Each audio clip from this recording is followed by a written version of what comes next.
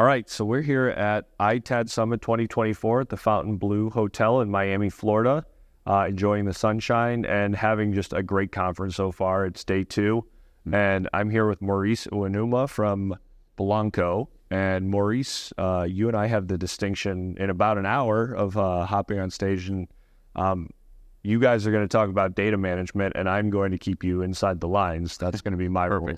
Right. We all know our place and we'll be successful in that way, right? Indeed. So do me a favor, tell me a little bit about what you do for Blancco and what Blancco's role in the Itad space is. Sure. So I'm Vice President and General Manager for the Americas, so responsible for the Americas business here at Blancco.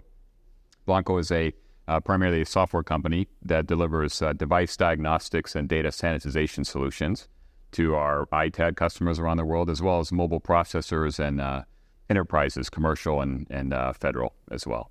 Awesome. And so one of the things that has been very clear through the first couple days of this conference here is that the Itad industry has really gone through a transformation from being sort of competitive and everybody looking at each other, giving each other a little side eye and figuring out, what are we trying to do, into a space. And I think they called it Itad 2.0 in the last session, which I think is a really interesting term for it, into a space where it's more of a collaborative, like, let's figure this out, but, rising tide raises all ships kind of thing. How is it that Blancco as an organization can fit within that, look at your business operations and maintain, that competitive edge that every business wants to keep while also being collaborative and productive and helpful in this sort of Itad 2.0 world? Sure. Well, it is great to be in an industry that is very collaborative, right?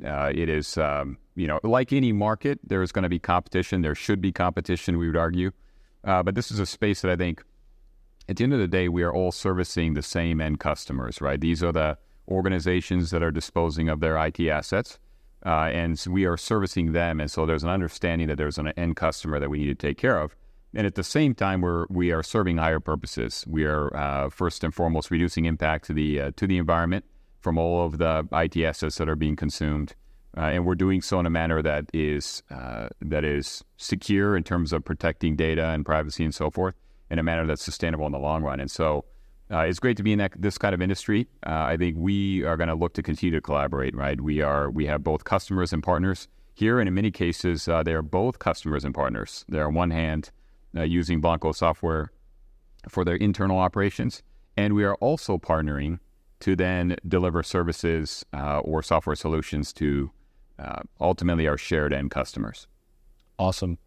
So a couple of the things that we're going to talk about on our panel are sort of the globalization of networks, right? And the idea that, as Itads look to sort of gain bigger customers who have larger reaches, right, and broader geographic range. I think everybody recognizes that that's not necessarily something they can manage themselves. How does Blancco look at that and provide solutions or help provide solutions to these Itads, or even advise these Itads in the development of these global networks to help ensure that data sanitization, data management is done properly?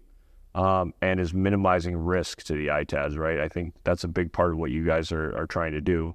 Yeah, huge part of it. There is an increasing complexity in the industry just at a time when it's growing, and Itads are themselves becoming more mature as part of this, Itad 2.0 phenomenon.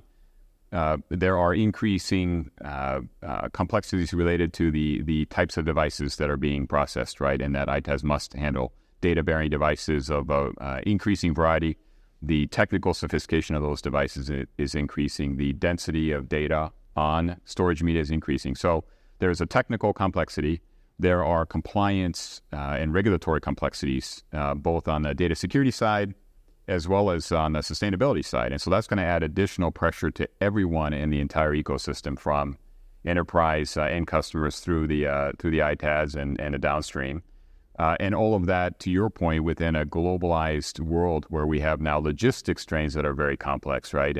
And having to handle and address the needs of customers that themselves are global. So we've been leaning into this from day one. We are a global company ourselves and very much focused on providing solutions that help our customers manage these operations globally with centralized verification, reporting, and so forth, and the ability to integrate into their platforms, their tools, and their operations. So you just listed a whole host of things that I think somebody in your position could be kept up at night about, right? And so I'm interested to know, as you look 5 years out or 10 years out, however far, which one of those is really, is the stickiest wicket for, a company like Blancco to really just make sure you're, either on the cutting edge or you're just focusing on that because it presents the biggest risk? I think one of the bigger challenges is the expansion, the proliferation of data-bearing devices out there that are now beyond the realm of, servers and storage devices in a data center, or laptops and tablets and mobile devices on the end user side. We are now seeing, for example, clinical devices in a healthcare setting that are data-bearing, right? And so we actually help address that with some of our customers and partners, our MRI machines, as an example. So you have the proliferation of data-bearing assets there that contain data that is now protected, has been protected for a long time in this case, right? Patient health information, and so need to be protected. You also have the proliferation of sort of Internet of Things data devices. So that is happening at a time when technology companies like us have to figure out how to effectively sanitize those devices, and then do so under the increasing pressure I mentioned before about regulatory and compliance drivers, and then trying to make that viable for our Itad customers and partners, because at the end of the day, they need to be able to do that efficiently at scale in a globally distributed, logistics environment. Not easy to do. So we are constantly leaning in. Some of the technical standards and so forth, we're already generally on top of it, right? When there's a new IEEE, for example, 2883 set of requirements for how to properly sanitize a solid state drive, we're already there. Yeah. But it's how does that look when it's in a new type of device that an Itad has never processed before? Yeah. That's where the challenge is. Yeah. And most of the time, I might suggest that the manufacturers aren't exactly handing you the blueprint so you can do it the easy way. That's right. That's a great point. They're either not doing it or they do it, but it's very unique to their own device, right? And so this is also an ongoing, actually active dialogue we have in many cases with OEMs for that reason. And then we have to design our solution that on one hand leverages whatever capabilities are already out there, in some cases unique to that OEM and that device type, but still fits within a centralized process where the Itad can then process that type of device from that OEM and multiple others in the same type of workflow. And that's the challenge, right? To be able to capture all that consistently. And in a workflow that is profitable. Yes, absolutely. Yeah. Right. And that's another great point. Yeah. So pivoting just a little bit, we're here, as we said, at the Itad Summit, and Blancco has made a huge commitment to not only the Itad Summit, to Mobile Disrupt. Your presence is obvious, and you've got I don't know, 8 or 10 people here, I think. Mm-hmm. What is it about events like the Itad Summit and the Itad Summit specifically that are worth your time and energy and financial resources to come to? Because all those people, not only does it cost to get them here, but they're also then not doing their job, right? They're away from the office and they're kind of tangential focus. So what is it about this event that really allows you to justify that?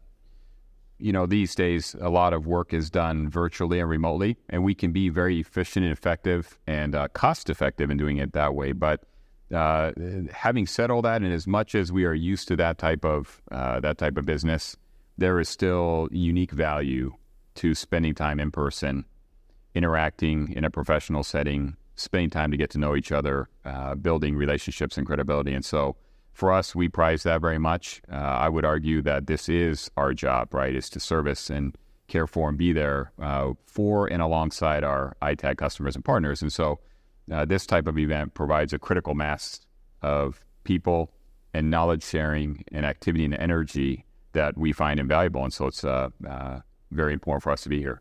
It's awesome. Well, we love having you here. Obviously, big supporters, great energy, thought leaders. Very excited to hear what you have to say this afternoon on in the panel. And really just can't thank you enough. You talk about being efficient with your time.